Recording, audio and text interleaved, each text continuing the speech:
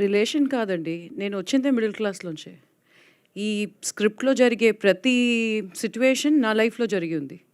ఈ ఈ స్క్రిప్ట్‌లో నేను మదర్ రోల్ ప్లే చేశాను. కానీ నేను మాట్లాడిన ప్రతి డైలాగ్, ప్రతి సెంటెన్స్ మా అమ్మ నాకు చెప్పిందే.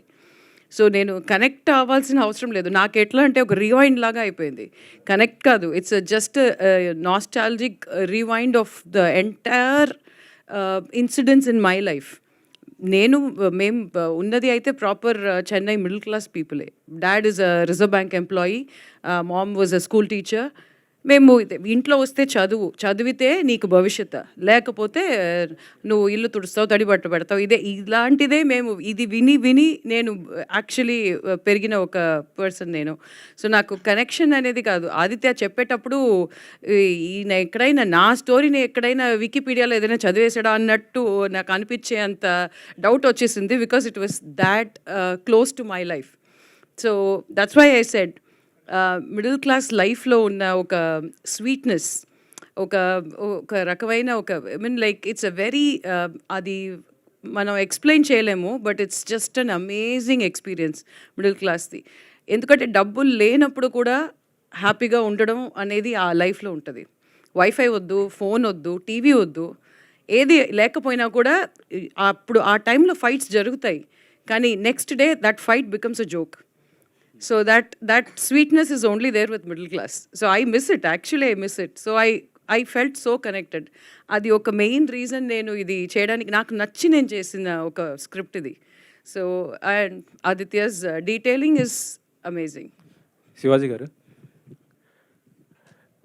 అంటే గతంలో మీరు కొద్దిగా పొలిటికల్గా కానీ అన్ని రకాలు బాగానే ఉండేవాళ్ళు, చేసేవారు. అంటే మీ వాయిస్ కూడా బాగా వినిపించేవారు. అలాంటిది ఎందుకు సైలెంట్ అయిపోయారు? అంటే మీకు ఒక ఫ్యాన్ బేస్, అంటే మీరు మాట్లాడేది కూడా సొసైటీ పరంగా మాట్లాడేవారు. ఆ విషయాలపైన కూడా చాలామంది అభిమానులు కానీ ఉండేవారు కదా. అలాంటి శివాజీ ఇప్పుడు పాలిటిక్స్ నుంచి ఎందుకు డైవర్ట్ అయిపోతున్నాడు ఏంటి? అదే నేను చెప్తున్నాను. ఇక్కడ ఏమైపోద్దంటే ఎవరు కూడా నేను పాలిటిక్స్లో ఉన్నానా, ప్రజల గురించి మాట్లాడుతున్నానా, పాలిటిక్స్లో ఉంటే చుట్టూ ఉన్న పార్టీల్లో ఏదో ఒక పార్టీలని తిడుతూ, రాజకీయ అవతల పార్టీని తిడుతూ ఉండాలి. నేను ప్రజల గురించి, ప్రజల సమస్యల గురించే మాట్లాడాను మొదటి నుంచి. నేను బీజేపీలో జాయిన్ అయినమాట వాస్తవం. ఆ తర్వాత వాళ్ళ ప్రామిస్ని ఎప్పుడైతే పక్క పెట్టేశారో ఆ తర్వాత బయటకు వచ్చి నేనే రాజకీయ పార్టీలో లేను. ప్రజల సమస్యల గురించి, ప్రజల అవసరాలు, ముఖ్యంగా యూత్కి సంబంధించి నేను ప్రత్యేక హోదా అనే అంశాన్ని నేను తీసుకున్నాను.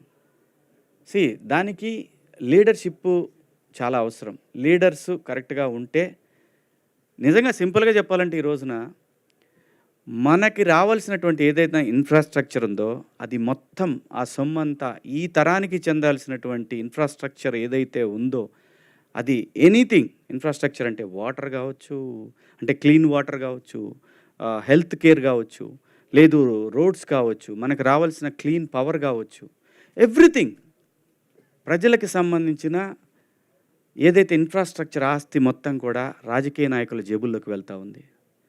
ప్రజల్లో ప్రశ్నించే తత్వం కోల్పోయింది. క్యాస్ట్ ఫీలింగ్స్, అవసరమైతే రాముడు, దేవుడు, లేదంటే అల్లా, లేదంటే జీసస్, ఇలాంటి వాటికి రకరకాలుగా ప్రజల్ని రెచ్చగొట్టే ధోరణిలో తయారైన తర్వాత ఎంతకాలం పోరాడగలడండి ఒక మనిషి? వాడికి ఒక ఫ్యామిలీ ఉంటుంది. 10 సంవత్సరాల పాటు ప్రయత్నం చేశాను. అలాని ఇప్పుడు వదిలేశాను కాదు, నెవర్. ప్రజల గొంతుకగా మాత్రం ఎప్పుడు ఉంటాడు శివాజీ.